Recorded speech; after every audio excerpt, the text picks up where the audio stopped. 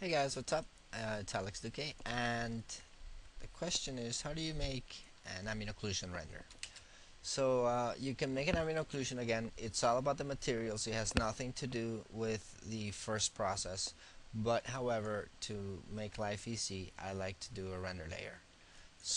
What I'm going to do here is I'm going to show all my objects on my scene and select them all, and come here to render. And I'm going to make a new render layer. I'm going to call this occlusion. Remember, this step is not a requirement. Okay, you can simply assign the material to all the objects in your scene.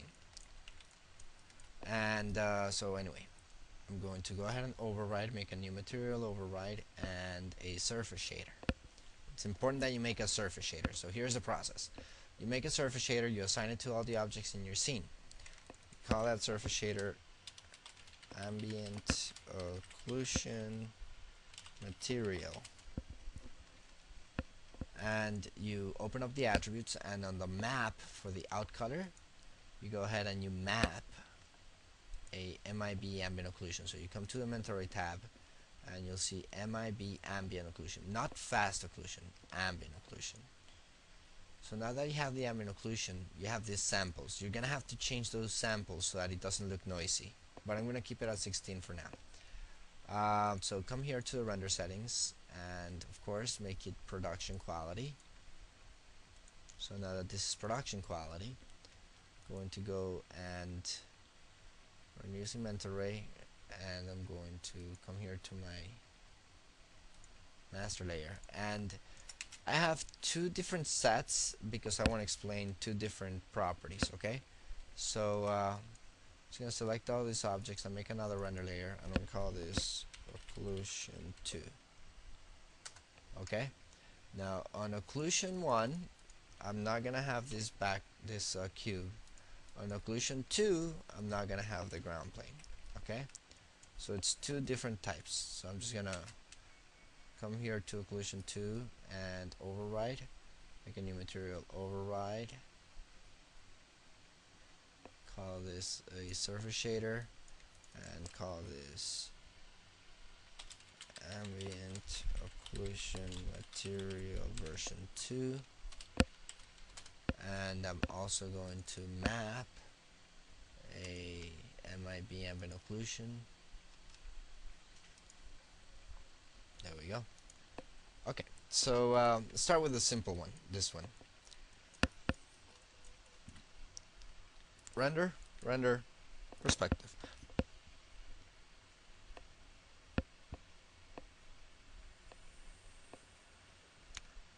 That was not too complicated, was it? It's noisy, like I said, so increase the samples. Try to keep it in exponential 16, 32, 64, 128, or any multiple of 8 is fine. Usually for this, probably 128, that should take care of that.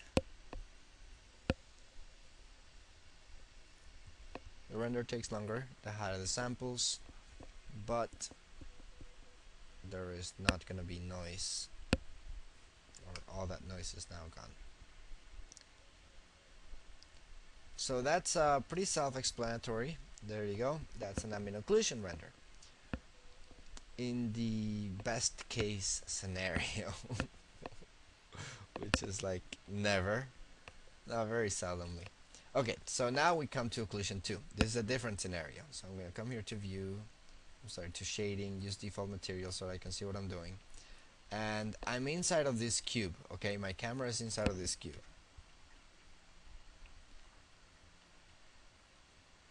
And what happens when you're inside a cube, let me just remove that there, is that if I go, let me just keep this image, if I go render, render, perspective, everything turns out to be black. The reason why everything turns out to be black is because the ambient occlusion is occluding from outside. Just gonna go ahead and make a new perspective for a second.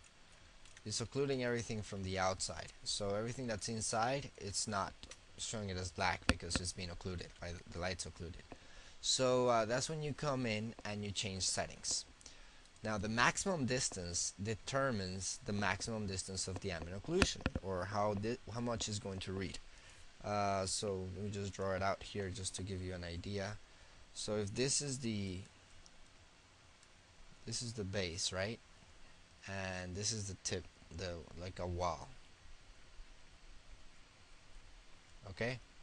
Now, the ambient occlusion, if let's suppose for a second that from here to here there's 10 units. So, and of course from here to there there's also 10 units. So if you wanted to occlude from that point down to here, you're going to change the maximum distance to 10. That way it starts occluding from there, and as it gets closer it gets darker.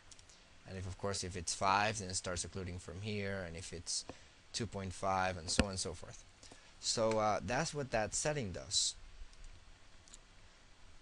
The question is, how many units is my face? You know, I wanted to occlude, let's say, the whole face, but I have no clue what size this is. On the scale it says 8.5, but that doesn't necessarily mean that that's the size of the object. So the best thing to do is just make a polycube here, and I'm going to go back to default material so that I can see what I'm doing. And this polycube by default has 1 unit by 1 unit. See, 1 by 1 by 1, and the scale is 1. So from here to there is 1 unit. Okay, so I'm just going to move this down until it touches. There we go. It touches the floor. So if I scale this up, that is the area I want to occlude. How much is that? That's 46 units. So that means that we want to change that maximum distance to, let's say, 50, just a little bit over that. So if we go ahead and render perspective,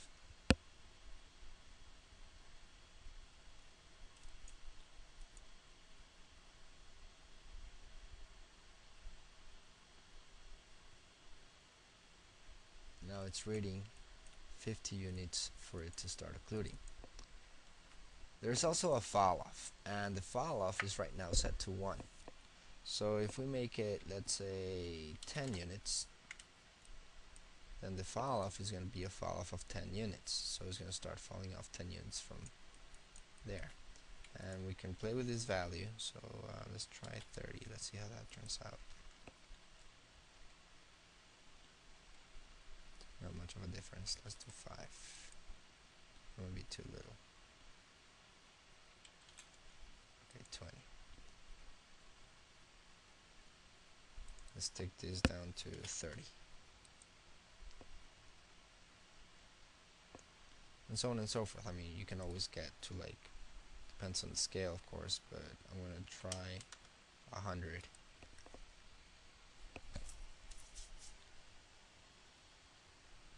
So now we got a lot of occlusion. And again, the samples, 128.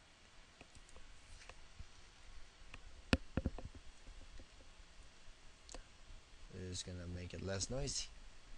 The bright and the dark are the colors, so if you want to colorize this, you can change those values. But you know, don't get too crazy.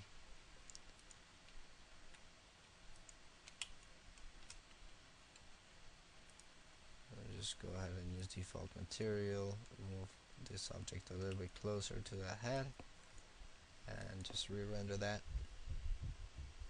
because I really want to have a little bit of occlusion there on the floor.